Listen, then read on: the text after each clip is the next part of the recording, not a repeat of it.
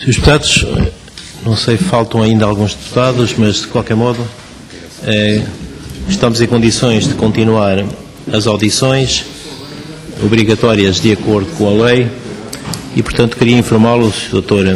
Luís Ribeiro, que o nosso formato é um formato em que lhe daremos 5 minutos para uma intervenção inicial e depois os grupos parlamentares podem questioná-lo no período de 3 minutos com resposta direta a cada grupo parlamentar. Portanto, eu dou-lhe já a palavra para a intervenção inicial, se pretende fazer, faz favor. Muito obrigado, Sr. Presidente. Eu serei breve. O meu nome é Luís Miguel Ribeiro, sou funcionário público há aproximadamente 20 anos. Tenho tido a honra de ser vindo chamado a desenvolver funções de alguma responsabilidade, nomeadamente no setor dos transportes. Mais uma vez tive a honra de ser convidado por este Governo para a presidência da ANAC. Eu acho que o meu currículo está à disposição dos senhores deputados e eu acho que seria mais produtivo passarmos diretamente às perguntas sem mais demoras. Muito obrigado.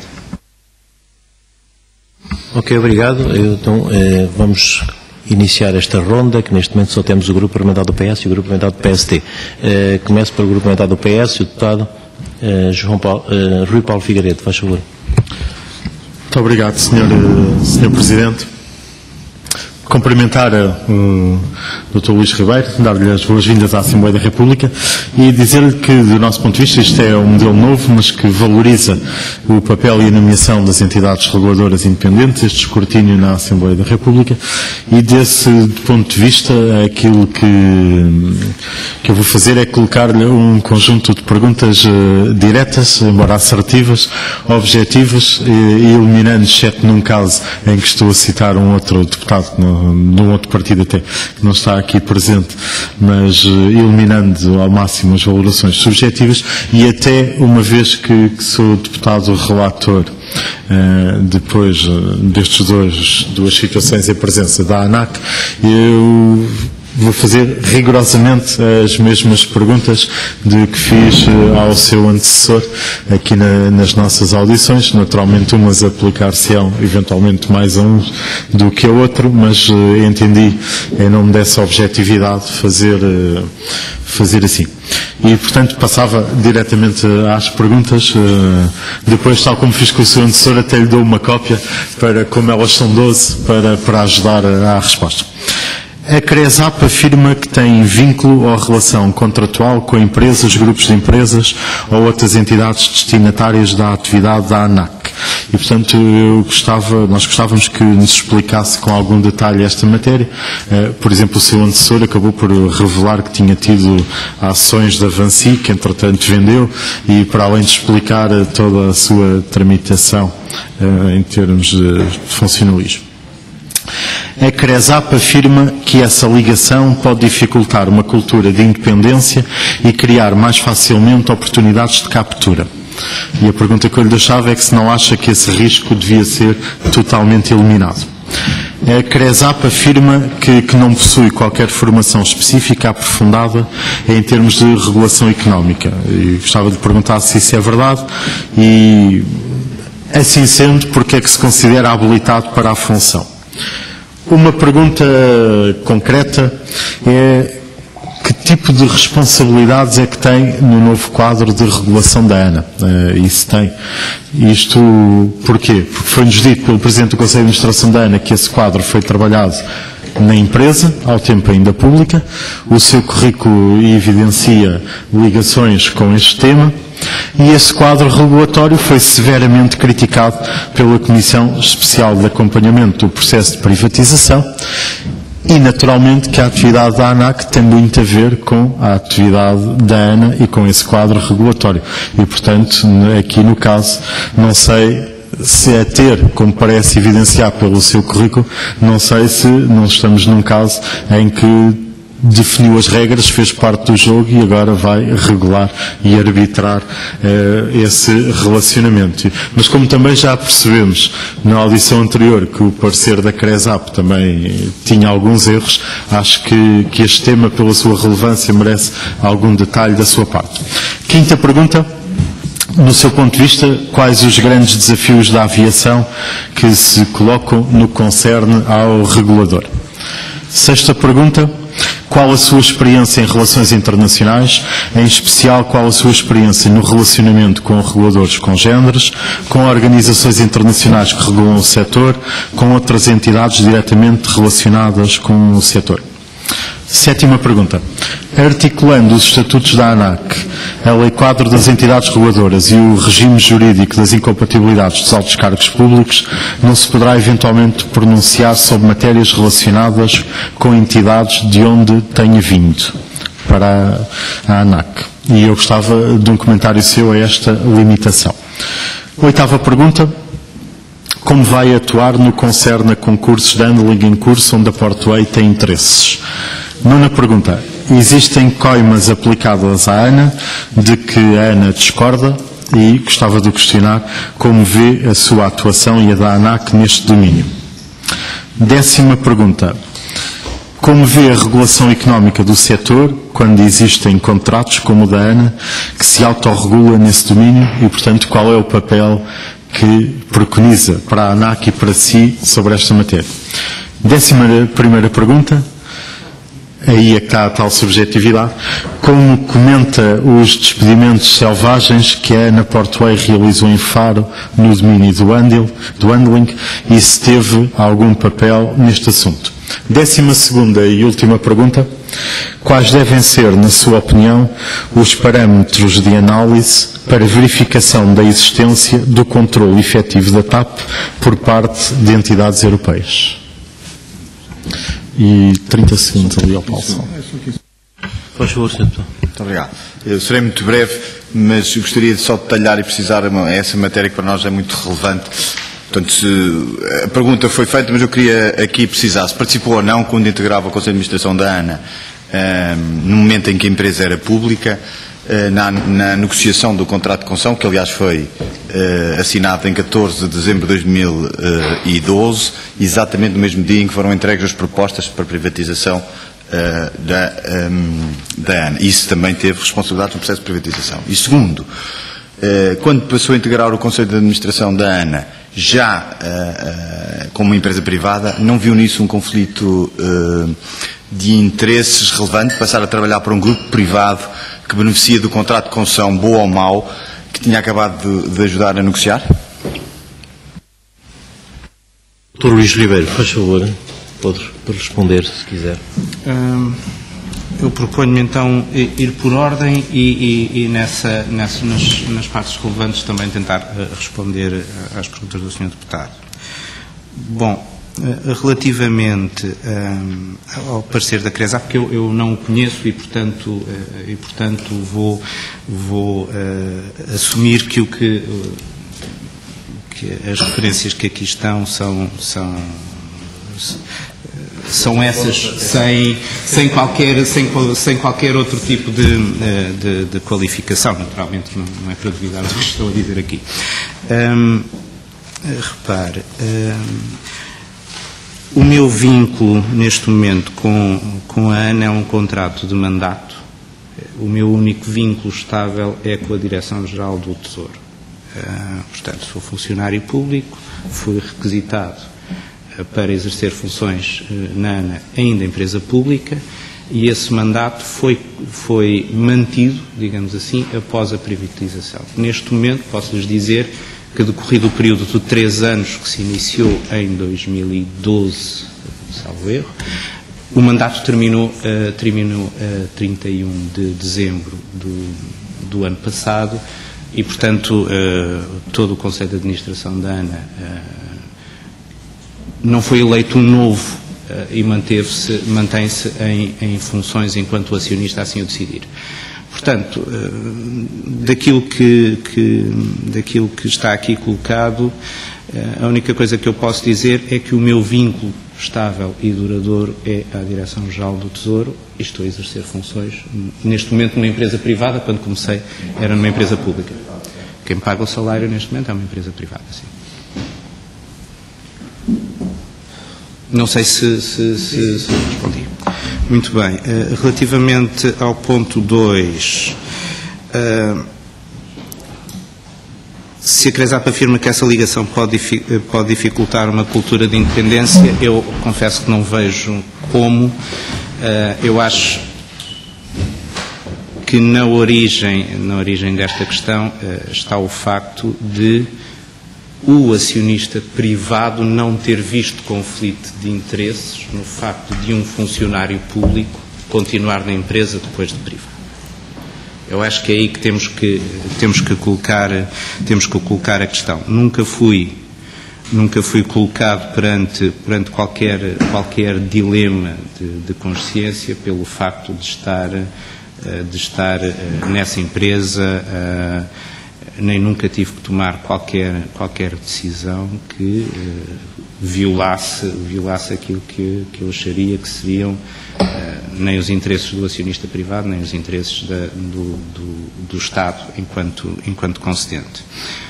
Ainda para mais, desde há mais de um ano, sensivelmente um ano para cá, estou quase exclusivamente dedicado à Portway, que é uma empresa de handling, e, portanto, tem uma atividade muito mais específica no âmbito do setor.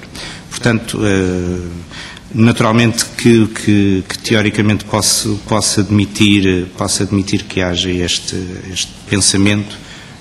Na minha experiência, esta questão nunca se colocou. Relativamente ao ponto 3, não ter experiência aprofundada em termos de regulação económica, bem, objetivamente é verdade. A minha experiência em termos de regulação económica teve a ver com as funções que já desempenhei no âmbito do Ministério das Finanças e nunca dentro de um regulador.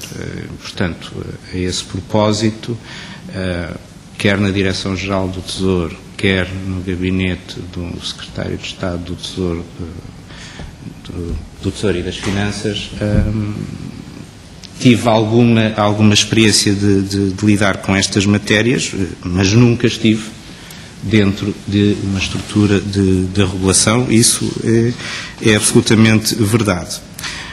Isso não significa, no entanto, que não me considere ter as habilitações necessárias para estar dentro de um regulador. Eu acho que isto, levado à letra, seria um pouco como a questão do ovo e da galinha, quer dizer, é preciso estar lá dentro para se poder exercer as funções, mas isso acabaria por levar à extinção dos possíveis candidatos, na medida em que não haveria qualquer tipo de regeneração. Relativamente ao ponto 4, e aproveitando para fazer aqui a ponte para as perguntas do Sr. Deputado Paulo Campos, responsabilidades no quadro de regulação. O quadro de regulação foi definido pelo Governo. Temos que... O contrato de concessão, nomeadamente. O contrato de concessão foi definido pelo Governo e foi assinado pelo Conselho de Administração, nomeadamente o seu Presidente, enquanto concessionária. Portanto, as opções de regulação e todo o mecanismo de regulação que lá está foram definidos pelo Governo. Não houve uma negociação. O que houve foi, naturalmente, inputs da empresa pública na altura, que era quem detinha o know-how e os dados necessários ao desenho de um modelo de regulação, eficaz.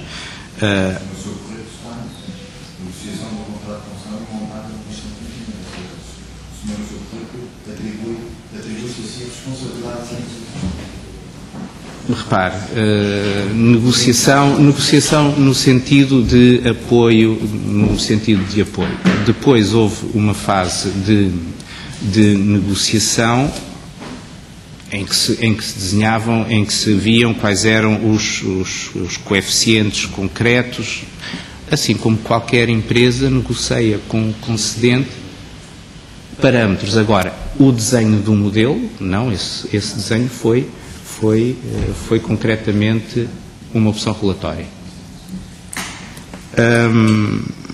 E, portanto, foi esse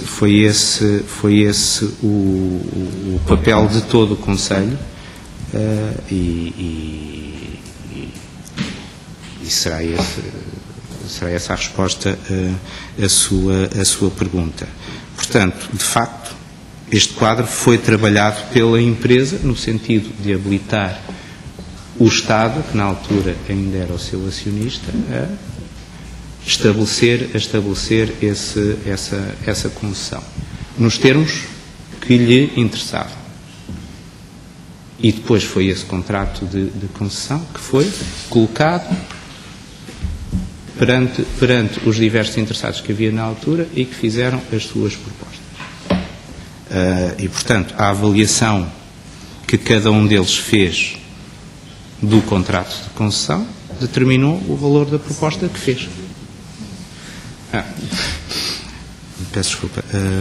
E, portanto, foi essa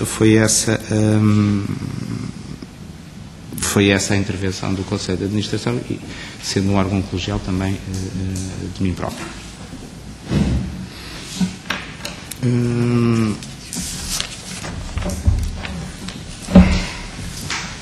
Passando aos grandes desafios da aviação que se colocam, na minha perspectiva, ao regulador.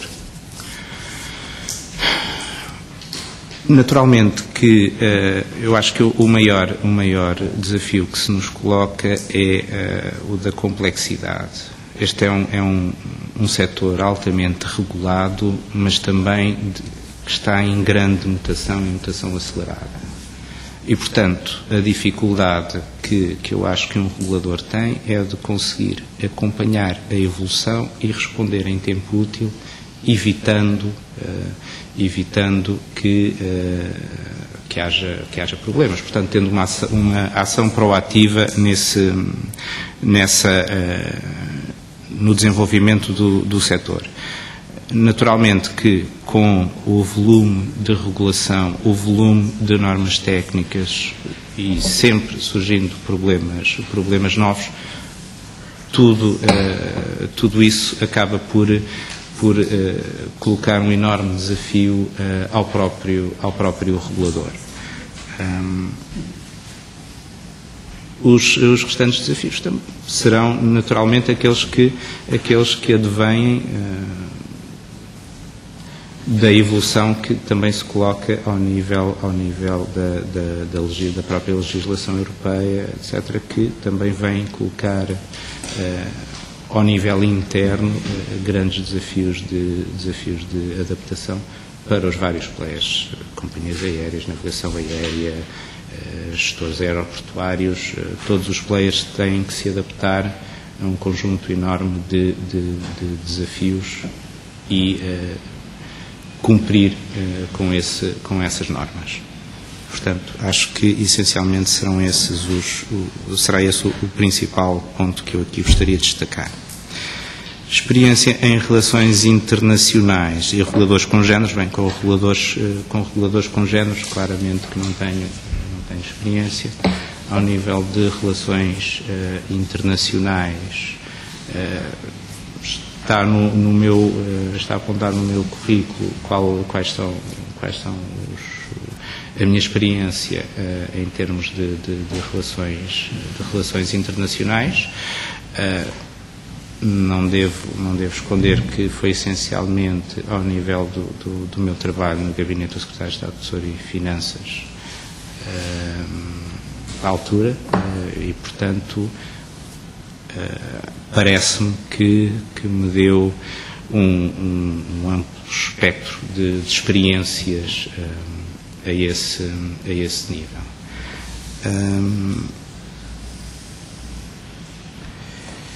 Articulando os estatutos da ANAC e quadro das entidades, não se poderá eventualmente pronunciar sobre matérias relacionadas com entidades de onde tenha vindo. Eu acho que aqui teria que retomar a questão inicial. Eu vim da Direção-Geral do Tesouro, com passagens por algumas outras entidades. Não me parece que isso seja um problema relevante, na medida em que eu não admito que esteja capturado por interesses de qualquer parte regulada. Aliás, se eu bem me recordo dos estatutos relevantes, ou das normas relevantes, aquilo que está explicitamente proibido é a manutenção de um vínculo e não a existência algures de um vínculo de alguma relação prévia com qualquer outra entidade regulada. Certamente que o passado não será aqui uma questão impeditiva. Relativamente a concursos de handling, devo esclarecer que a Portway, que é aqui o caso que foi chamado à colação, não tem qualquer participação nesse concurso, sendo a empresa detida pelo gestor aeroportuário, opera sob a licença do gestor aeroportuário e, portanto, nem teve que se apresentar a concurso. A única coisa que eu sei neste momento desse concurso foi de ler os avisos e de, salvo erro, ver o anúncio das atribuições das primeiras licenças para FAR, que entretanto o processo foi suspenso, suponho eu, porque não houve qualquer outro tipo de seguimento. Portanto, a opção de lançar os concursos foi uma opção do próprio governo e tanto quanto é a minha opinião, é que o INAC, no seguimento dessa opção, tem que levar a cabo, lançou os concursos. Em que termos é que os lançou? Foi uma opção na altura, agora temos que olhar para o estado da situação desses processos e ver como é que eles podem seguir para a frente, porque a opção de atribuir uma nova licença em Lisboa e de voltar a atribuir uma licença em Faro e no Porto foi tomada por quem devia tomar, que foi o Governo. Relativamente às coimas aplicadas à ANA, repare, a ANA foi a destinatária de uma deliberação da ANAC.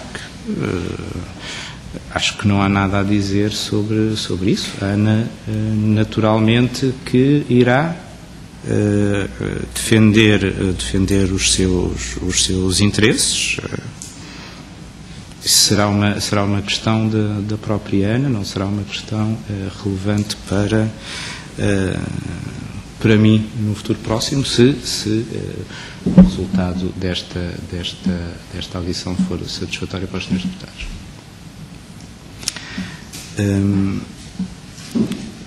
Relativamente à regulação económica do setor, repare, esta regulação económica está assente num modelo que define parâmetros de equilíbrio de longo prazo, é uma relação para 50 anos. Teoricamente, a atuação do regulador aqui será de monitorizar a aplicação do modelo, verificar a adequação das suas hipóteses de base, porque todo este modelo funciona com perspectivas de tráfego, perspectivas de crescimento, etc. É assim que calculam as iterações seguintes e, portanto, o regulador terá que avaliar da adequação dessas hipóteses e de promover as consultas e o diálogo entre a gestora aeroportuária e os restantes stakeholders do setor. Não existe aqui um mecanismo de atuação impositiva do regulador no âmbito deste modelo, a não ser que se verifique objetivamente alguma irregularidade na sua aplicação. E, portanto, será esse o papel do regulador, de regular e de monitorizar a aplicação do modelo. Relativamente à pergunta subjetiva dos despedimentos, eu vou aqui omitir o adjetivo, se me permite, que a ANA Portway realizou em Faro. Objetivamente, enquanto responsável da Portway, a Portway foi a parte que ficou sem o contrato. Ou seja, a Portway prestava um serviço à ANA, utilizava mão de obra para prestar esse serviço, essa mão de obra era exclusiva para a prestação desse serviço, a ANA decidiu não renovar esse serviço e, portanto, a Portway teve que adequar o seu quadro ao facto de ter ficado sem esse serviço. Não houve qualquer... A Portway ficou sem esse serviço. O que eu lhe posso dizer é que foi o limite da minha responsabilidade nesse assunto, era ser o administrador da Portway, e aí, naturalmente, haveria um conflito... Simultaneamente administrador da ANA. Já lá chegarei.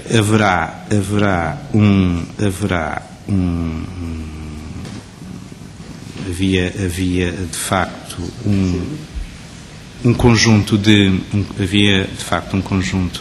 trabalhadores afetos a esse serviço. A Portway, foi comunicado à Portway que o contrato no seu término não seria renovado. E, a partir desse momento, a Portway foi destinatária dessa deliberação da ANA. Eu não participei nesse processo decisório e, portanto, nem participei no processo decisório que, na sequência disso, foi atribuir o serviço, se bem me lembro, apenas temporariamente, a uma outra empresa do grupo. Sei que foi temporariamente porque percebi que iria ser lançado um novo concurso para esse serviço com uma duração ou de 1 ano ou de 3 anos. E, portanto, esta é a extensão do meu conhecimento sobre esse caso. Não participei nem na decisão de não renovar o contrato, nem na decisão de o atribuir a uma empresa do grupo. Mais uma vez digo que foi uma decisão com caráter temporário enquanto se lança um novo concurso. Relativamente ao facto de as pessoas terem sido despedidas, foram efetivamente despedidas. Por essa razão, a Portway deixou de ter funções para essas pessoas que estavam especializadas na operação das pontes. Relativamente... Terminou? Faltava aqui o ponto 12. Peço desculpa. Relativamente à verificação os parâmetros de análise, eu aqui gostaria de ser muito pouco concreto, porque não conheço o dossiê e não gostaria de me pronunciar antes do tempo. E, portanto, não faço questão de não emitir juízes antes de ter pleno conhecimento o dossiê.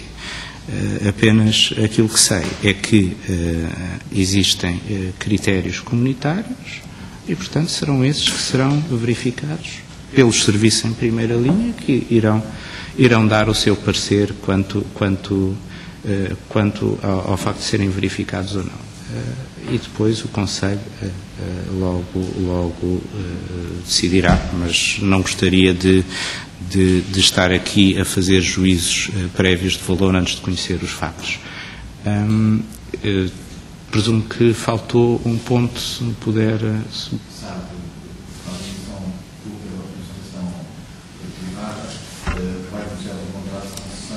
A pergunta é, enfim, quando passou a integrar o Conselho de Administração da ANA privada, se não viu nisso um conflito de interesses relevante, passar a trabalhar para um grupo privado que beneficia de contrato de concessão, bom ou mau, estou a repetir exatamente aquilo que disse anteriormente, que tinha acabado de ajudar a negociar com o Estado. Essa era a pergunta, sendo certo que a primeira que tinha feito já foi respondida na fase. Muito bem. Relativamente a essa questão, eu acho que o novo acionista ou a empresa não passou a beneficiar, passou a executar um contrato que foi devidamente valorizado pelo acionista privado e que o pagou. Eu acho que se houvesse algum conflito de interesses, como eu lhe digo, dado o meu estatuto de funcionário público, estava temporariamente naquelas funções, então colocar-se-ia um pouco ao contrário, era o facto de estar... porque o acionista, o novo acionista, viu na forma como o processo foi conduzido por parte do Estado, reconheceu o mérito à equipa e reconduziu todos os membros da equipa. Não houve aqui qualquer especial empenho no meu caso. Todos os membros da equipa foram reconduzidos porque o acionista continuou a confiar na nossa capacidade de gerir a empresa com o contrato que existia. Portanto, acho que relativamente a isso, o importante aqui a reter é que um mesmo contrato de concessão foi apresentado a todos os interessados, todos eles avaliaram internamente esse contrato e fizeram as suas ofertas com base nesse contrato. Ponto final, parágrafo. Deputado Paulo Campos, pede a palavra para... Uma interpelação, Sr. Presidente, sobre a condução dos trabalhos. É muito simples, enfim, durante este interrogatório eu fiz uma pequena questão que não ficou registada e eu penso que era de todo o interesse que ficasse registada dessa maneira, portanto apelava ao Sr. Presidente para que eu pudesse que ficasse registada. Foi quando o Sr. Dr. Luís Ribeiro se referiu que, digamos, que o contrato de concessão não tinha sido negociado e, portanto, não havia uma negociação, e eu interrompi-o, mas não tendo ficado registada, dizendo que isso contradizia e, portanto, que isso não correspondia com aquilo que ele tinha declarado no seu currículo, onde diz objetivamente como principais resultados obtidos no exercício da função enquanto administrador da ANA, exatamente a negociação do contrato de concessão entre a ANA e o próprio Estado, e portanto era uma contradição que depois o Sr. Doutor acabou por corrigir. Mas queria que ficasse registada essa matéria em termos de ata, em termos desta audição. Sr. Deputado Rui Paulo Figueiredo. Só para explicar ao Dr. Luís Ribeiro, tem a razão, porque nós, por razões de celeridade das audições e isso tudo, há uma impossibilidade dos serviços de passar a escrito e, portanto, ficará aí a gravação e fomos alertados e bem pelo Dr. Fontes que qualquer comentário que se aí o microfone está ligado que era impossível de ficar gravado, daí só esse motivo. Ok, continuamos. Grupamentada do PSD, era a Sra. Deputada Karina Oliveira. Faz favor. Muito obrigada, Sr. Presidente. Quero dar as boas-vindas em nome do PSD ao Dr. Luís Ribeiro para esta audição e dizer-lhe que nós entendemos que os reguladores são dos órgãos mais importantes que nós temos para funcionamento de vários setores de atividade, de economia, inclusive de democracia também. Por isso é da máxima importância as audições que estamos aqui a fazer, seja a ANAC, seja qualquer um dos outros reguladores que ouvimos esta tarde, e queremos obviamente escalpelizar alguns aspectos que nos parecem mais sensíveis da atuação dos interessados. Muitos deles também já foram tidos aqui pelos meus colegas que me antecederam, mas há outros obviamente que não deixam de merecer a nossa atenção e não deixam de merecer também algumas reflexões. Nós gostaríamos de garantir que o regulador vai fazer muito mais do que conversas agradáveis com os intervenientes. Isto foi uma expressão que eu retive também da audição anterior e, portanto, eu percebo quando o Sr. Doutor diz que confiaram na nossa capacidade, portanto, mas o confiar nas capacidades é importante, obviamente, mas há garantias e pelo menos há pensamento sobre o regulador que nós gostaríamos de ouvir da parte das personalidades que estamos aqui a ouvir esta tarde, perdoa-me a redundância, e pelo menos isso eu gostaria que o Sr. Doutor nos trouxesse aqui a esta sala, para além das formas que disse que não estaria muito à vontade, ainda não conhecendo o dossiê, para saber que parâmetros de análise da atividade iria efetuar, mas pelo menos alguns mecanismos, por mais genéricos que possam ser, terá a ideia de como o irá fazer. Portanto, um regulador regula, muito bem, mas regula de que forma? E, portanto, para além das questões de isenção, que também já lá iremos, gostaria que houvesse aqui alguma garantia da parte do Sr. Doutor de nos dizer que pensamento tem num regulador sobre os mecanismos dessa fiscalização, a periodicidade de análise, a transparência dos processos. Nós entendemos que um fiscalizador tem que ser proativo, ou seja, evitar que aconteça. Não me refiro especificamente ao caso do despedimento que foi tido aqui, mas muitos outros, em que tem que haver uma proatividade da parte do regulador para evitar que algumas coisas aconteçam. Tem que haver também uma atenção muito acurada sobre aquilo que são algumas malhas mais grossas, mais abertas na legislação, por forma a que depois há determinadas situações que acontecem em que tem que ser o regulador imediatamente a tomar a mão à situação. E eu lembro aqui, por exemplo, um caso que também foi tido em audições desta Comissão, com a cobrança municipal de taxas, que era feita pela ANA a pedido de uma Câmara Municipal, que nós entendemos muitas das vezes que era ilegal, e portanto, havendo aqui uma malha larga de atuação, o regulador tem que ter uma palavra a dizer, e é precisamente sobre essas formas de pensamento que eu gostaria que o Sr. Doutor se pronunciasse. Até porque nós queremos um regulador interveniente. Queremos um regulador com capacidade sancionatória. Nós queremos um regulador que seja o garante, para além das questões das tecnicalidades que estão inerentes ao contrato de concessão e que obviamente serão observadas, mas que seja também o garante em espírito daquilo que são os interesses do Estado, e muitas vezes os interesses do Estado vão para além daquilo que está nos papéis.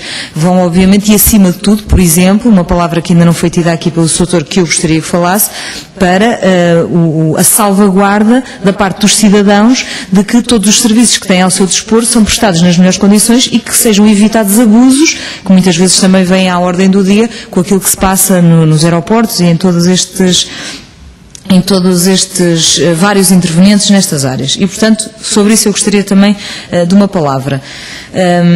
Gostaria também de perceber de que forma é que o Sr. Doutor se pretende relacionar ou que pensamento tem do relacionamento com as entidades internacionais que nós temos nesta área, com a ICAO, e há um pacote de legislação europeia também que é bastante sensível. Aliás, o seu colega que nos antecedeu também, nomeado para a ANAC, dizia que há muita gente que fala e que pouca gente conhece, e portanto eu acho que esse conhecimento também da parte do regulador tem que vir ao de cima e tem que ser tratado um pouco agora aqui também nestas audições, não desconfiando obviamente em qualquer capacidade de análise que esteja nas vossas mãos, mas o céu único europeu é uma matéria de facto sensível, sobre a qual nós queríamos perceber de que forma é que o regulador irá nas suas mãos e com o seu pensamento atuar sobre esse contexto. Portanto, foi aprovado, ainda não está totalmente implementado, mas chegou-se a um patamar de entendimento com todos os países europeus e esse acompanhamento a par e passo dessa implementação no nosso país irá acontecer durante o vosso mandato e, portanto, é óbvio que gostaríamos de ter uma palavra também aqui sobre isto.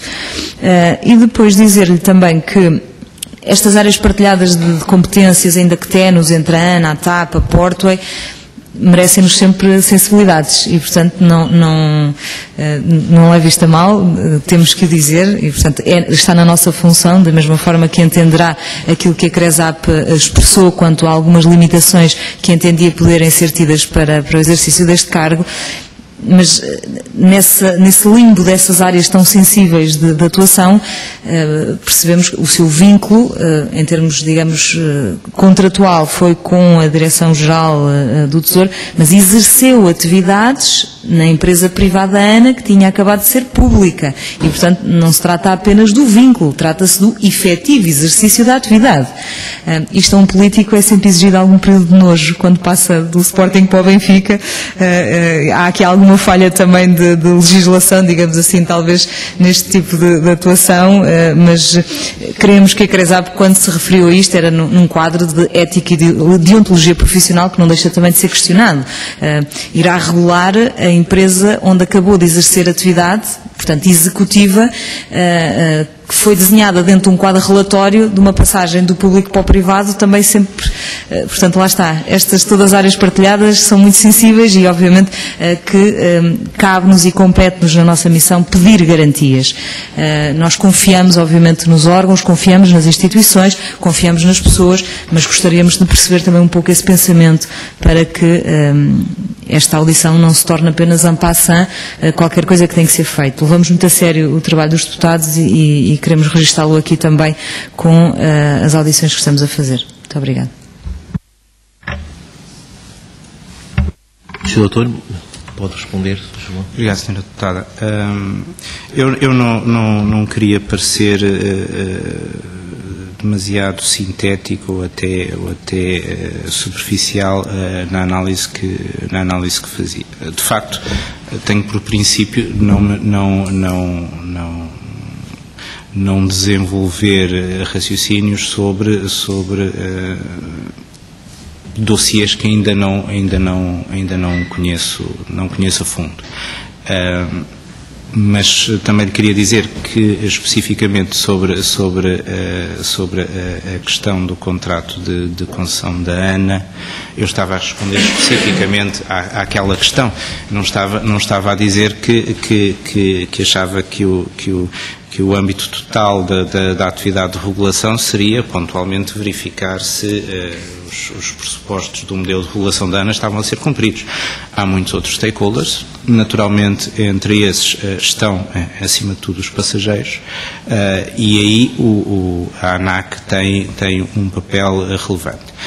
Repare, a totalidade das atribuições do INAC mais do que esgotam um alfabeto. Se uma pessoa for ver todas as atribuições que tem, já são linhas sobre linhas de caráter muitas delas extremamente detalhado e técnico. Eu não lhe vou dizer que neste momento tenho o total domínio sobre todas elas, ou sobre o pacote do Céu Único Europeu, que é uma regulamentação extensíssima e também, mais uma vez, com matéria extremamente técnica. Naturalmente que aí, nessa análise mais fina e do detalhe, terão que ser os próprios serviços que têm trabalhado e têm desenvolvido essa regulamentação a dotar o Conselho de Administração com as informações e com os pareceres necessários para o Conselho de Administração decidir. Em termos de pensamento geral, há uma coisa que eu tenho que deixar bem esclarecida. Talvez pelo meu background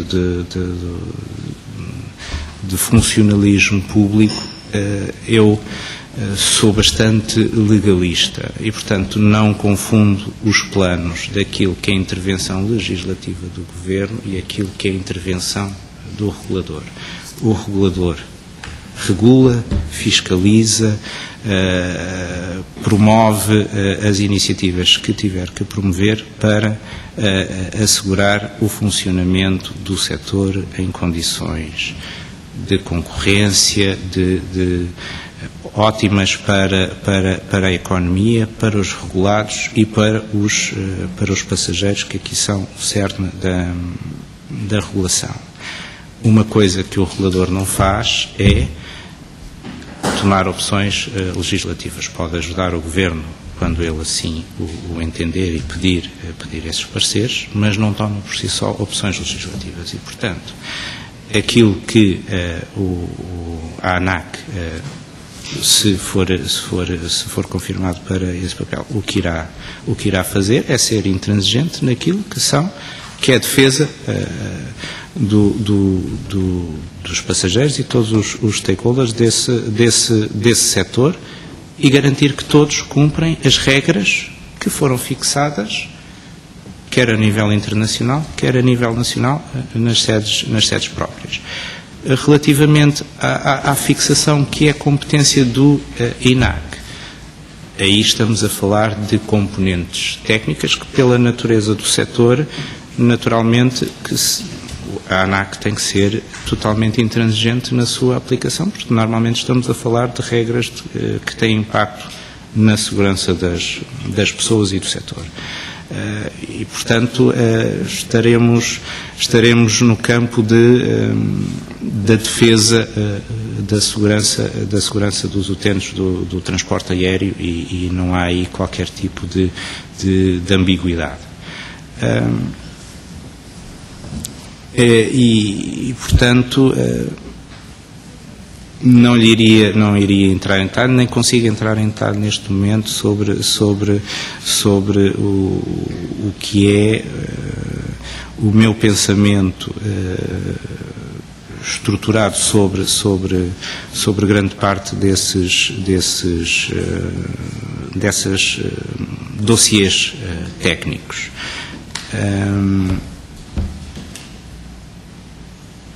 E como lhe digo, se calhar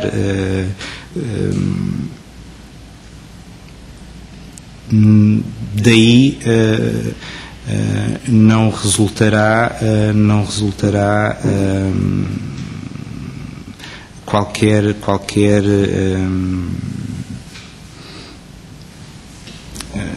menos-valia para o setor, porque na realidade não será da cabeça do Conselho de Administração da ANAC que terá que vir todo esse conhecimento técnico, terá que vir do próprio regulador e dos seus serviços.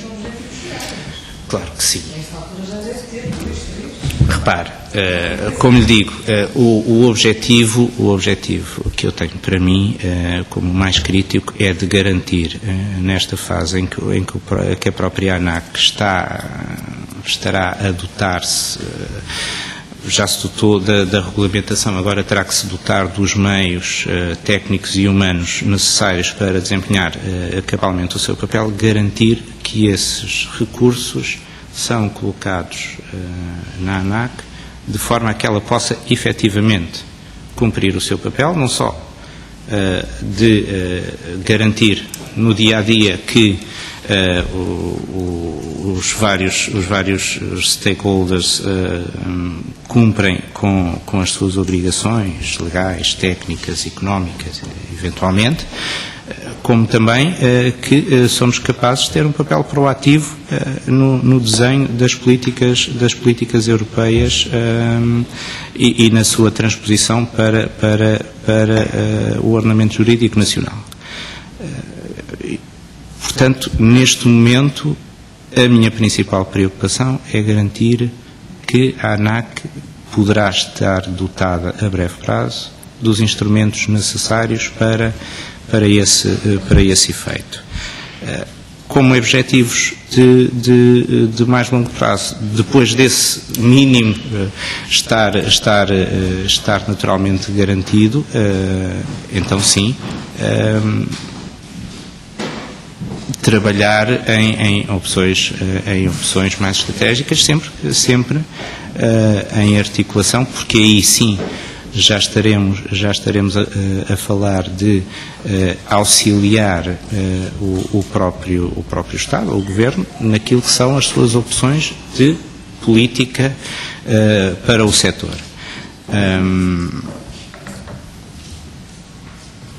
E essencialmente será essa a preocupação. Aquilo que a minha experiência me dita é que, de facto, temos que ser proativos nesse tipo de intervenção, porque se não formos, especialmente num setor como este, o setor acaba por impor as suas soluções apesar do regulador. E, portanto, neste setor temos nós que definir as soluções, antecipar os problemas, definir as soluções e impor a harmonização que é necessária para resolver os problemas e para todos trabalharem com os mesmos dados. E essencialmente é isso. Não sei se respondi na íntegra à sua questão. Relacionamento com o ICAO e com outros agentes do setor. Eu acho que a última parte da minha resposta vem um pouco a propósito disto. Ou seja, existe a regulamentação internacional, existe um conjunto de iniciativas que estão a ser tomadas ao nível da União Europeia. A minha visão é que as autoridades nacionais, mais do que meras recipientes desse tipo de decisões, têm que tomar um papel ativo no processo decisório, sob pena de serem meros recipientes de decisões já tomadas e fechadas, que nem sempre poderão servir os interesses nacionais. Pelo contrário, digamos que o espaço aéreo também é uma parte da soberania nacional e, portanto, tem que ser defendida tão proativamente como todo o resto da soberania nacional. Nomeadamente a superfície. Não me passa pela cabeça que um regulador responsável possa ser ter um papel passivo nesse tipo de questão. E, portanto, ser ativo, sim, em articulação, naturalmente, com as opções que forem estrategicamente definidas pelo próprio Estado e pelo Parlamento, enquanto titulares da soberania a esse respeito. Portanto, aqui devo-lhe dizer que vejo, para além das normas técnicas em que temos que aplicar, na parte estratégica, aconselhar o Estado e o Governo da altura a defender esses interesses. Terminou? Só sobre a questão das competências partilhadas e do período de nojo. Eu peço desculpa, não posso resistir. Não posso resistir quando mencionou que deve haver um período de nojo numa transferência do Sporting para o Benfica. Não houve do Benfica para o Sporting. E portanto, devo-lhe dizer que eu não sou um quadro de um grupo privado que vem regulado, que vem agora para um papel no regulador. Eu sou um quadro do Estado que passou primeiro por uma empresa pública que ajudou à sua privatização, que era a missão que tinha quando foi nomeado. Relembro que todo aquele Conselho foi nomeado 6 meses antes da privatização, especificamente para fazer a privatização. Claramente que na altura a todos foi dito que a missão era de curta duração, digamos assim, porque era fazer a privatização, e depois tivemos o próprio acionista privado não viu qualquer tipo de conflito de interesses em que todo esse Conselho de Administração continuasse em funções. Não há, por isso, a única coisa que eu posso dizer a este respeito é que, de facto, não considero aí que haja qualquer problema. Poderia haver, ao contrário, um grupo privado dizer: eu não quero que esta pessoa que tem um vínculo estável e permanente ao meu concedente continue aqui a ter informação ou a participar num processo decisório de uma empresa que agora é gerida por mim e que tem que executar um determinado contrato de concessão. Não foi esse o caso. Eu acho que seria um pouco complicado estar aqui a inverter esse ónus e dizer: bem, afinal este gestor já é de um grupo privado. Não. Acho que essa avaliação mais difícil teve que ser feita pelo próprio grupo privado que manteve a confiança na administração que herdou da empresa pública. E agora sim, não sei se já respondi a todas as suas perguntas. Sr. Deputada, pode continuar. Eu só queria fazer mesmo um comentário, uma questão que referi, talvez, peço desculpa se não me fiz entender, não era ilustrativa, era uma das questões que também foram tratadas nesta comissão e eu referia, sobre as tais malhas abertas de legislação, onde o regulador vai ter uma palavra muito importante a dizer.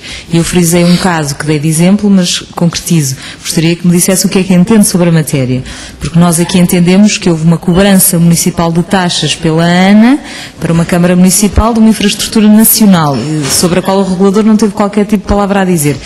Gostaria de saber, já agora, algum ponto de vista sobre esta situação, porque é em muitas situações como estas que o regulador vai ter que operar, onde há fronteiras ténues, onde há margens muito curtas de intervenção e onde a legislação pode não estar perfeitamente definida, ou as bases de concessão, o contrato de concessão, pode não ter especificamente as palavrinhas, e a semântica é muito importante, como sabe, nestas questões, e, portanto, o regulador aí terá uma palavra a dizer.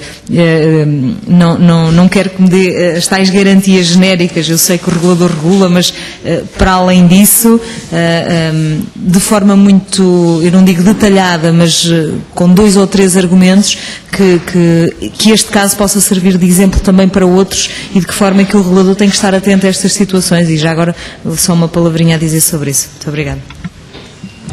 Obrigado, peço desculpa por não ter Faz favor, Sr. Presidente. Essa questão. Senhor, indigitado.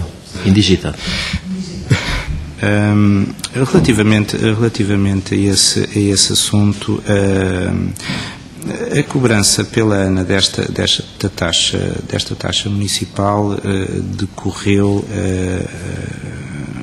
da própria vontade da Câmara.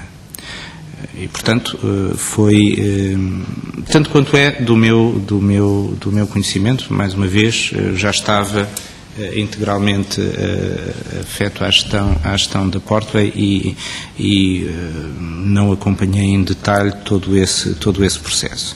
Mas, segundo eu percebi, a cobrança de taxas municipais compete naturalmente à própria Câmara Municipal. E ela terá delegado essa cobrança, ou terá pedido à ANA para fazer essa cobrança em seu nome da Câmara.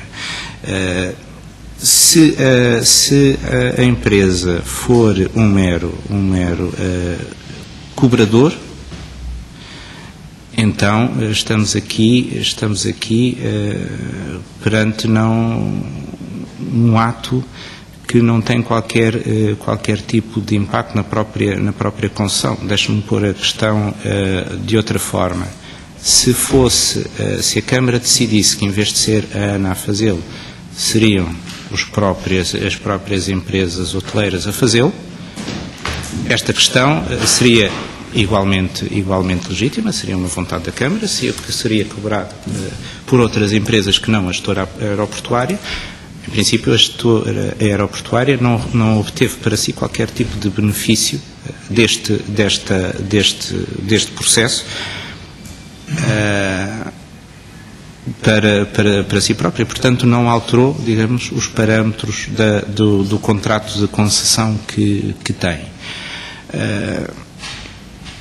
Repare, se o fizesse, aí sim, parece-me que o regulador teria um papel importante.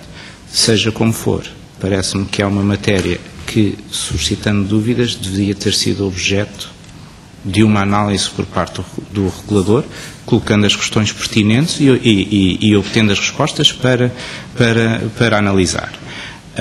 Não sei se o foi ou não. Como lhe digo, não acompanhei o processo e, portanto, não sei se essas perguntas foram feitas e se as respostas foram dadas. Apenas estou a falar do meu conhecimento que tive desse processo, que foi relativamente lateral.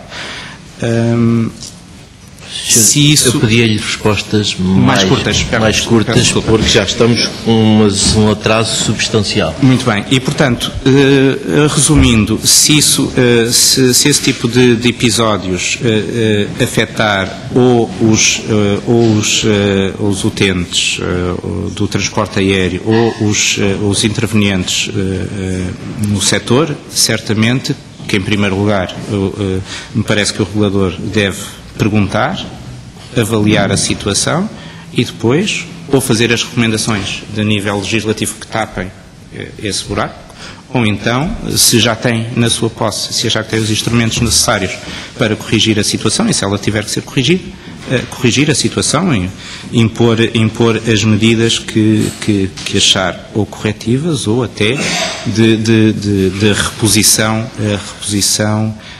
dos prejuízos para os interessados. Se não houver nada disso, então deve deixar que o mercado funcione, porque também é uma parte importante do papel do regulador, é que o mercado funcione de uma forma eficiente. Obrigado. Sr. Deputado Hélder Amaral, tem a palavra, faz favor. Sim, senhora, Sr. Presidente. Muito obrigado. Cumprimentar o Sr. Luís Silva Ribeiro. Eu serei muito mais rápido, as perguntas praticamente já foram todas feitas. Também já teve tempo de responder. De qualquer das maneiras, queria apenas recentrar. Vou repetir, nós estamos a fazer um procedimento novo, porque se criou um novo quadro de regulação e porque há desafios novos. E, portanto, eu preferia praticamente esquecer de tudo o resto e acho que nos devemos situar nesta nova necessidade. E nesta nova necessidade nós precisamos de perceber se nós vamos ter de facto um regulador capaz de exercer a sua função e aquilo que nós esperamos do regulador. A primeira pergunta não é tanto perceber a opinião do Sr. Doutor sobre um conjunto de matérias. Era, por exemplo, como é que o Sr. Doutor responde às dúvidas levantadas pela CRESAP.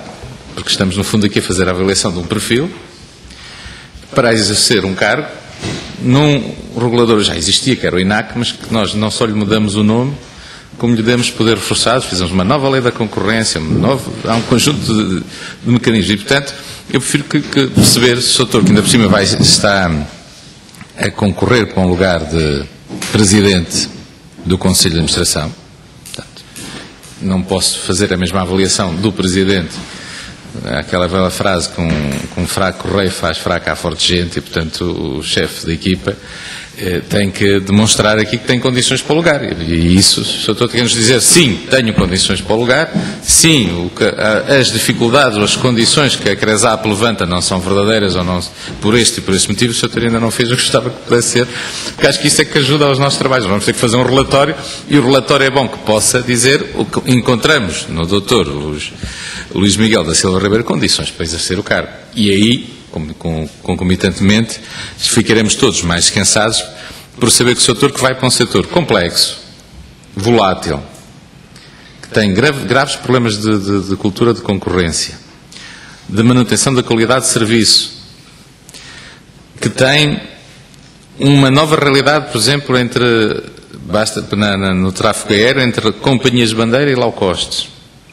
Clima concorrencial forte e, obviamente, regras diferentes, com condições diferentes. Que vai tutelar matérias como a segurança. E se há setor onde a segurança é, eu diria, mortal, ou se quiser vital, sendo positivo, é neste setor. E, portanto, eu presumo que o setor já olhou para as competências da ANAC, já as conhece, não é desconhecido do setor, quer seja no handling, quer seja na manutenção, quer seja no tráfego aéreo, quer seja no controle do espaço aéreo, quer seja numa coisa importante, tivemos sempre problemas com a certificação de aeronaves e de aviões. Eu acho que a realidade da certificação de aeródromos e equipamentos similares é uma desgraça, mas isso é a minha opinião, talvez não seja do setor. E tudo isto está sob a tutela da ANAC. Portanto, eu gostava que o setor dissesse, olha, conheço esse setor ou não conheço, já disse que vai estudar algumas matérias, tenho meios técnicos, humanos, legais na ANAC para responder a todos estes desafios ou não tenho instrumentos jurídicos ou não tenho aí, também disse e concordo, também tem, no fundo, pelo menos, capacidade de ser proativo, dizendo é preciso melhorar o quadro legislativo neste e naquele setor, mas pode, se quiser, dar essa sugestão. Como tenho todos os instrumentos para poder atuar com a força, com o poder de império, que no fundo vai estar investido, porque lá está, o setor não vai ser só um mero funcionário público, o setor vai ser investido de poderes especiais. E, portanto, quando eu invisto alguém de poderes especiais, o que eu estou à espera é que depois não tenha um conjunto de ações postas em tribunal, ou as perde todas, ou acaba a indemnizar o privado a quem tentou uma ação. Tem que haver aqui alguma segurança jurídica. E eu ainda não fiquei muito, confesso, muito convencido, porque as matérias são, de facto, eu podia ler aqui, mas não o artigo 4 das missões e atribuições, mas o que já deu uma vista de olhos. Portanto, o que eu quero que me respondam em cada uma delas, e esta questão, por exemplo, que não lhe vou pedir opinião, porque era o que faltava, não acho que tenha hoje condições de esclarecer, mas a ANA acabou por oferecer, até provas em contrário, ofereceu o valor da taxa que legitimamente a Câmara Municipal de Lisboa decidiu cobrar. Veremos agora como é que aparece nas contas da ANA, e aí sim, já há competência do regulador. Mas eu não quero que me diga nada sobre a matéria, espero, quando lá chegar, que estude a matéria e atue com mão de ferro, porque é por isso que eu quero um regulador. Eu não quero um regulador de faz de conta. Não quero um regulador que veja um clima de concorrência que não seja perfeito entre low costs e companhias de bandeira. Não quero que a qualidade de serviço seja degradada. Não quero que a gestão dos aeroportos portugueses não seja eficiente. Não quero tampouco que o contrato de concessão, que foi feito contendo riscos, mas riscos esses que eu deposito na mão do regulador para os eliminar ou os acautelar. E, portanto, terminando, gostava de sair daqui com, pelo menos minimamente descansados, bom, temos homem, para usar uma expressão também de futebol. Era só isso, muito obrigado. Obrigado, Sr. Deputado. Sr. Doutor, tem agora, mas eu pedi-lhe que fosse conciso nas respostas que tem que dar, só chuva. Pronto. Repare, sendo este repare, sendo este um processo novo, também é um processo novo para mim. A avaliação se conseguiria ou não desempenhar cabalmente o papel de Presidente do Conselho de Administração, eu tive que o fazer em consciência quando me apresentaram o convite. E, portanto, quando eu me coloquei aqui perante os senhores deputados, era no sentido de poder dar as explicações que entendessem convenientes para fazerem a vossa própria avaliação e não vir aqui manifestar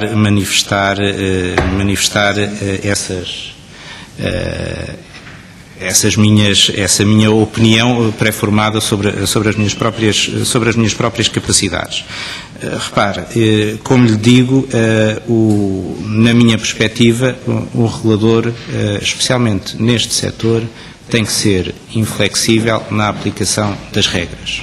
E as mesmas regras para todos os players do setor. E, portanto, aí não tenho a mínima dúvida E a mão é pesada no sentido em que as consequências da inação neste setor são igualmente pesadas e podem gerar riscos sérios para a vida, inclusivamente, das pessoas. E, portanto, aí não tenho qualquer dúvida. Relativamente aos exemplos que deu da certificação de aeronaves, da certificação de infraestruturas, eu acho que o próprio INAC tinha limitações. Essas limitações começaram a ser eliminadas quando os seus poderes foram alargados e a sua estrutura foi alterada de forma a se poder dotar de meios para desempenhar efetivamente esse seu papel. Agora é preciso pôr tudo isso em prática.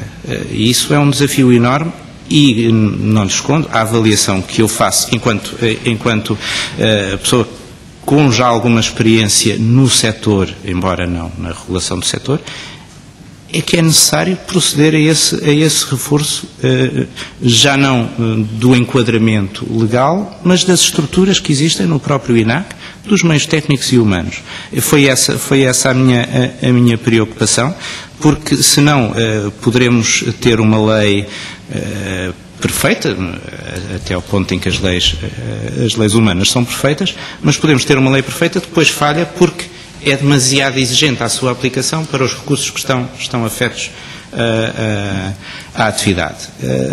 E agora o desafio é dotar a ANAC de uma estrutura que consiga desempenhar essas funções e estar à altura desse desafio. Eu acho que por todo o percurso que já tive, sim, acho que conseguirei desempenhar esse papel. Mas isso será uma avaliação que, em primeiro lugar, competiu ao Governo quando me convidou e agora ao Sr. Acresap, que avaliou o currículo, e agora aos senhores deputados. Portanto, deixarei essa questão nas vossas mãos. Deputado Bruno Dias, por favor, do Grupo Parlamentar do PCP. Muito obrigado, Sr. Presidente, Srs. e Srs. Deputados. Começo por cumprimentar o Dr. Luís Silva Ribeiro, agradecer a sua presença e contribuir também aqui para esta nossa reunião e este processo de apreciação, digamos assim, da proposta do Governo e desde já, tendo em conta que outros trabalhos parlamentares em simultâneo estão a decorrer, pode acontecer que alguma pergunta possa incidir sobre aspectos já colocados, mas ainda assim eu não deixo de colocar. Eu gostava de trazer para esta reunião não apenas a própria lei quadro das entidades reguladoras e, portanto, o conceito da sua independência, mas quer os estatutos da ANAC, quer a própria lei quadro, o conceito que eu gostaria de trazer ou de recordar, que tem a ver com o conceito das incompatibilidades nos mesmos termos ou na mesma linha que existe para os titulares de altos cargos públicos. Nos estatutos da ANAC isso consta, não é? Artigo 14º, número 5, e na Lei Quadro, artigo 19º, número 8. Ora, aqui reside aquela questão, penso que também já surgiu aqui neste debate, sobre o período de nojo que é colocado na Lei Quadro a posteriori, mas não a priori, mas ao remeter para este estatuto dos titulares de altos cargos públicos, já não é assim. Já coloca também a priori. E ao colocar a priori, coloca os tais 3 anos para quem tenha integrado corpos sociais de pessoas coletivas de fins lucrativos, não podendo estes administradores intervir em concursos públicos em que aquelas empresas sejam candidatas, em contratos celebrados com essas empresas ou em qualquer procedimento administrativo que os diga respeito. Significa isto que o futuro Presidente da ANAC não pode ter qualquer atuação sobre designadamente a Portway. Uma empresa regulada presente em todo o mercado do handling, da assistência fiscal em Portugal, e sobre a ANA SA, que nos últimos 3 anos pertenceu a órgãos sociais destas empresas. E, portanto, já nomeado pela Vinci, uma empresa privada, e não pelo Estado, ou seja, afastando-se o número 2 do artigo 9A, caso tivesse sido nomeado pelo Estado não se verificaria o impedimento, mas não foi, foi nomeado por uma empresa privada. Coloca-se, portanto, este problema. Quando houver questões a decidir acerca da Portway ou da ANA, o senhor não vai poder intervir. E eu pergunto-lhe o que é que isto coloca em termos de desafios ou limitações para o Presidente da ANAC, nestes termos.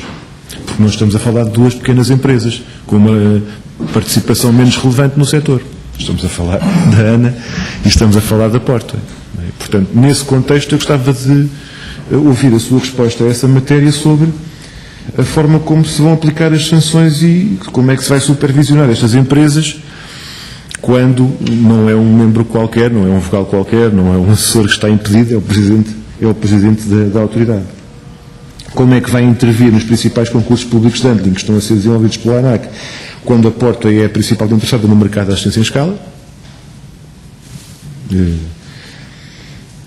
Se o presidente representa institucionalmente o regulador, em juízo e fora dele, como é que vai agir em processos que envolvam estas empresas, no foro judicial, como é que isso se resolve? E, num momento tão crítico para o setor, em matéria de privatizações e necessidade de controle do mercado, de extrema relevância para o país, como é que classificaria a sua atuação em matéria de isenção e transparência, a efetiva e a percebida, digamos assim, sendo que o critério de aferição se baseia no risco e não nos factos consumados.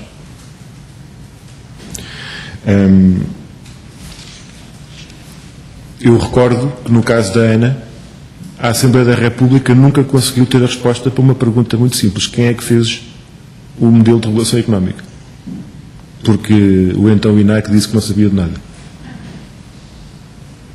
Isto é verdade. E estão aqui os seus deputados todos que me podem desmentir se for erro.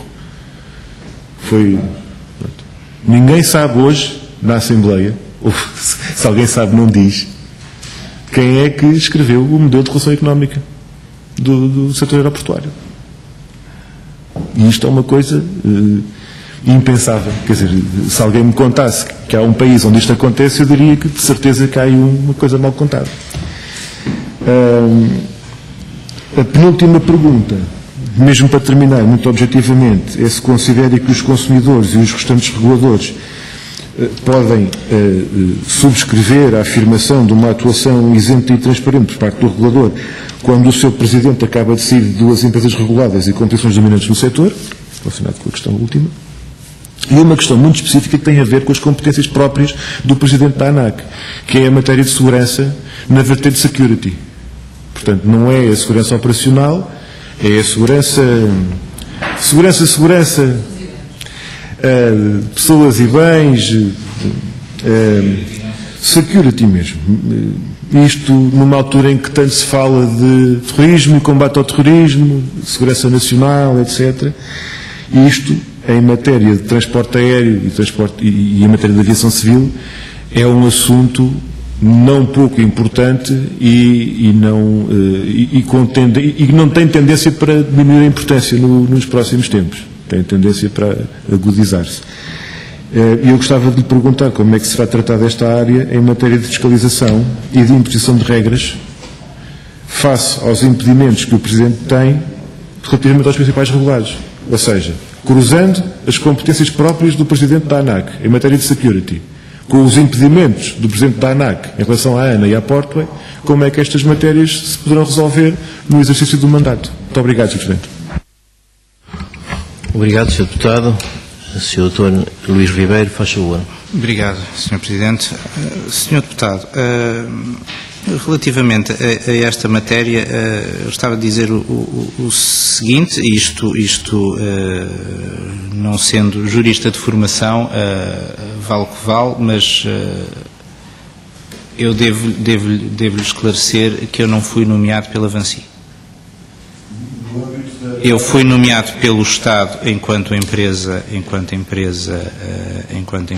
pública, e quando houve a privatização, os administradores que existiam continuaram o seu mandato, não foram nomeados de novo. Portanto, eu não iniciei um novo mandato, eu completei o mandato que existia à data, e até lhe posso dizer que esse mandato, na duração, já terminou a 31 de dezembro, porque decorreram os 3 anos desde a sua...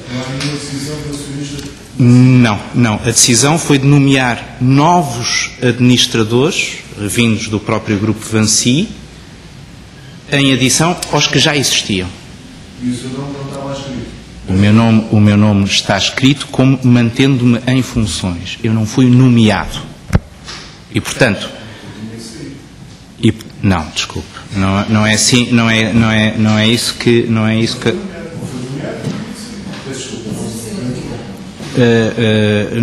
é assim que as coisas se passam. Quando nomeia órgãos sociais,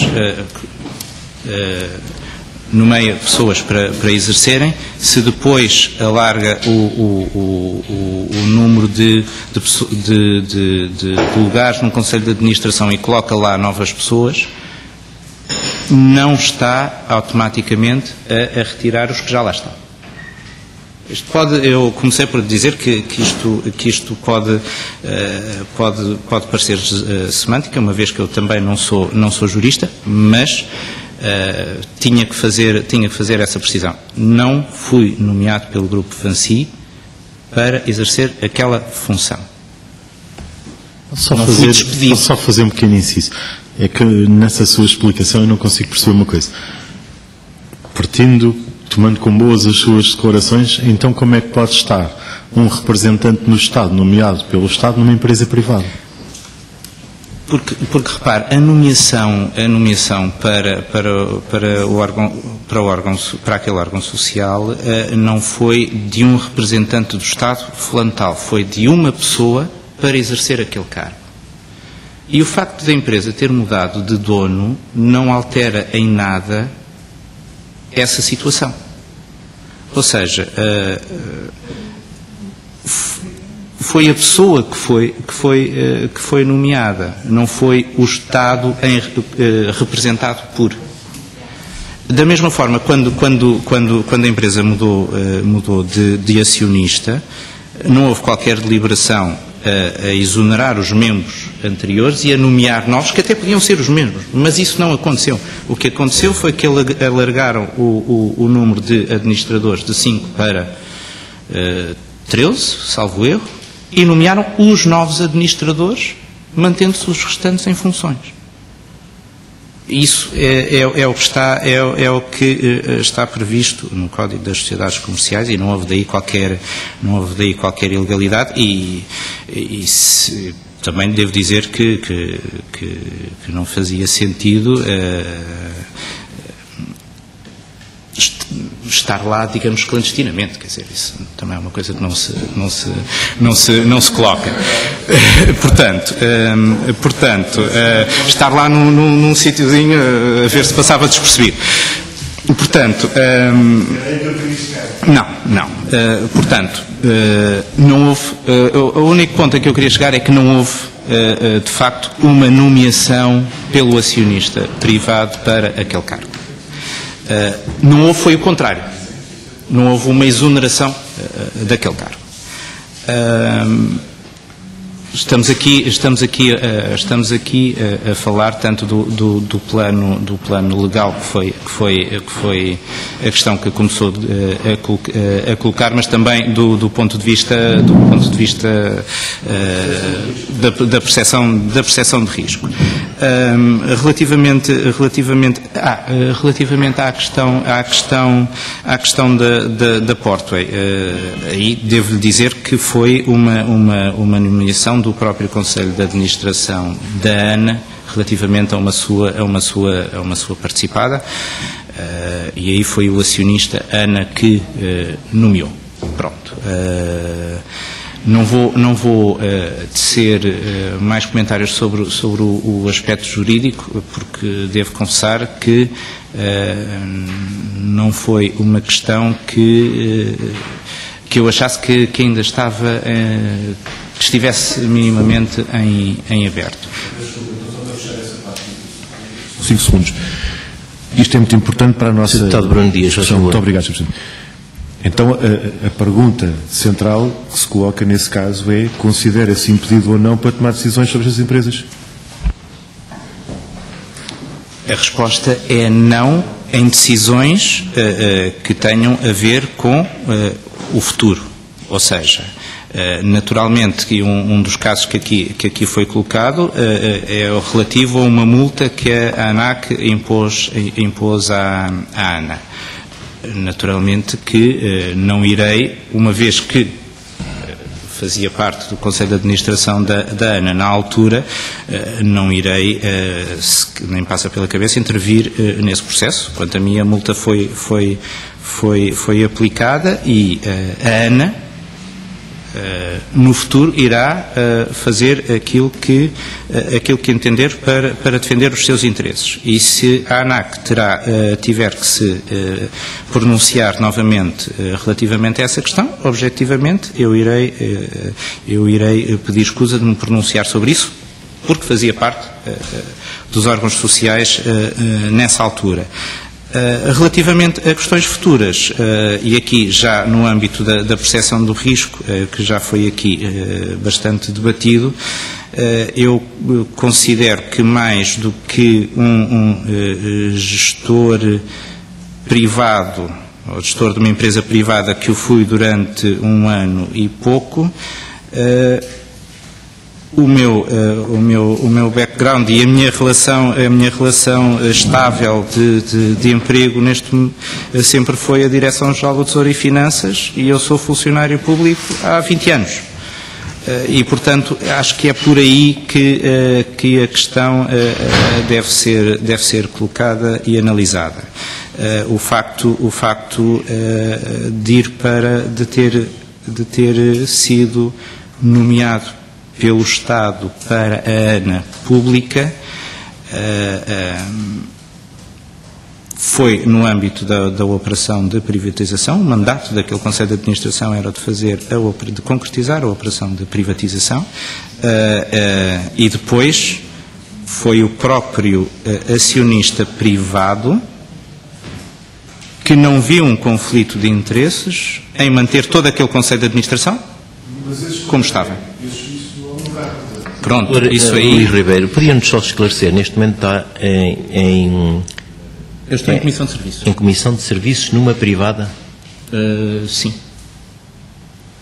Ou está a licença sem vencimento? Não, estou em Comissão de Serviços. Eu não sou jurista, mas estamos a tratar de um deslocamento do Estado para uma empresa privada. Sim.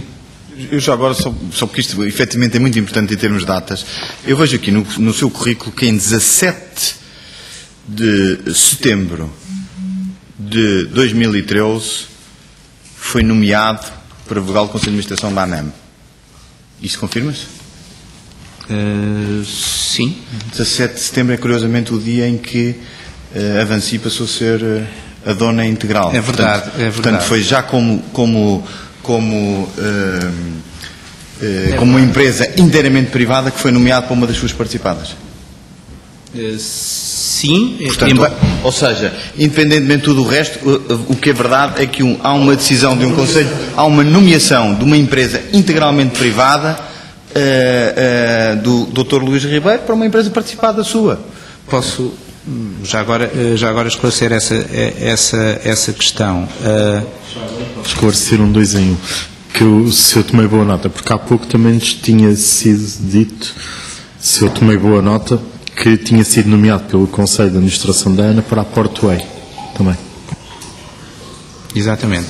Portanto, a questão é a seguinte: quando se concretizou a operação de de privatização, houve uma recomposição dos órgãos sociais da ANAM, participada, que entretanto foi extinta e integrada na própria ANA.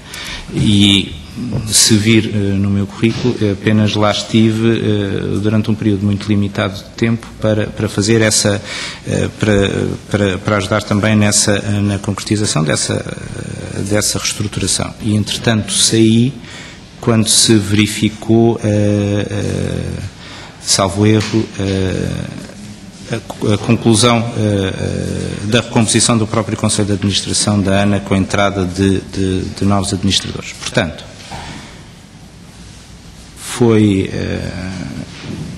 aconteceu, de facto, durante 6 meses e foi apenas uma extensão daquilo que aconteceu no próprio Conselho de Administração da ANA. Portanto, não foi verdadeiramente, não era uma inerência, mas não era um facto novo, digamos assim. Relativamente à questão da Portway, de facto, quem delibera é a própria Assembleia Geral da Portway, uma vez que é uma sociedade anónima, e foi o acionista ANA que me nomeou para o Conselho de Administração da Portway, onde eu já lá estava, eu fui nomeado administrador delegado, ou seja, para além de ser vogal, passei a ser o responsável executivo pela própria empresa. Não foi uma nomeação como administrador, porque eu já era administrador dos tempos da empresa pública Portway.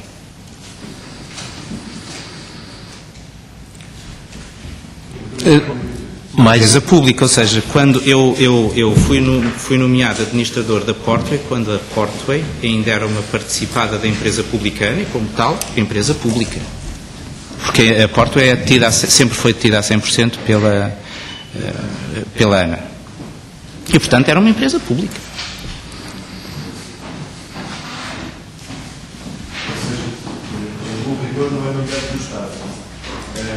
Falta só a questão do security. Relativamente a essa questão, repare, o security é um tema que está sempre presente neste setor, e é um tema que, por um lado, toca num valor absoluto, que é a segurança e a vida das pessoas, e, por outro lado, toca e no dia-a-dia, graças a Deus que no dia-a-dia toca de forma mais diária e corriqueira, na própria experiência que as pessoas têm ao embarcar num avião. O que acontece aí é que todos os procedimentos relativamente à segurança aeronáutica são regulados, existem recomendações, existem procedimentos ao nível internacional que regulam tudo isso, e, portanto, é uma questão de fazer um enforcement dessas regras e de haver algum tipo de adaptação específica ao nível nacional. Repare, a sua questão, segundo eu entendi inicialmente, não tinha a ver tanto com isso, tinha a ver com o facto de eu eventualmente estar impedido de atuar nessa área em relação àquelas empresas, e eu não considero que isso aconteça, ou que seja uma realidade, e, portanto... Menos para o futuro, essa é a sua ideia, não é? Pelo menos para o futuro, e repare, o security... Bruno Dias, eu peço-lhe que peça a palavra por causa da gravação, e é preciso identificar, digamos, quem fica na gravação. Repare, o security é um tema que se põe sempre no futuro. Não se põe em relação ao passado, pelo menos do ponto de vista da segurança das pessoas. Não é a segurança passada das pessoas que é relevante, é a segurança futura das pessoas que vão utilizar o transporte aéreo. Como lhe digo, aquilo que são processos passados de quando eu exerci funções no setor, naturalmente que não me sentiria confortável em ter qualquer intervenção neles. Felizmente, não tenho que ter, o Conselho de Administração tem 3 elementos, ou terá 3 elementos, e tem os serviços que têm as competências técnicas para propor ao Conselho de Administração os procedimentos que acharem adequados, como a célebre questão da multa. E, portanto, não tenho que ter essa, muito sinceramente, essa reserva, preocupação de achar que não posso dar um contributo válido para o futuro do setor por causa desta experiência que, segundo eu percebi, seria a experiência do tempo em que fui gestor privado e não gestor público daquela empresa. Sinceramente, acho que não existe aí um problema, pelo menos da minha parte. Senhores deputados, acho que terminamos a ronda de questões. Eu agradeço ao Dr. Luís Ribeiro as respostas que teve que nos dar e, como sabe, esta Comissão vai ter que fazer um relatório sobre esta audição, como está legalmente estipulado. Agradeço-lhe e até uma próxima oportunidade. Muito obrigado.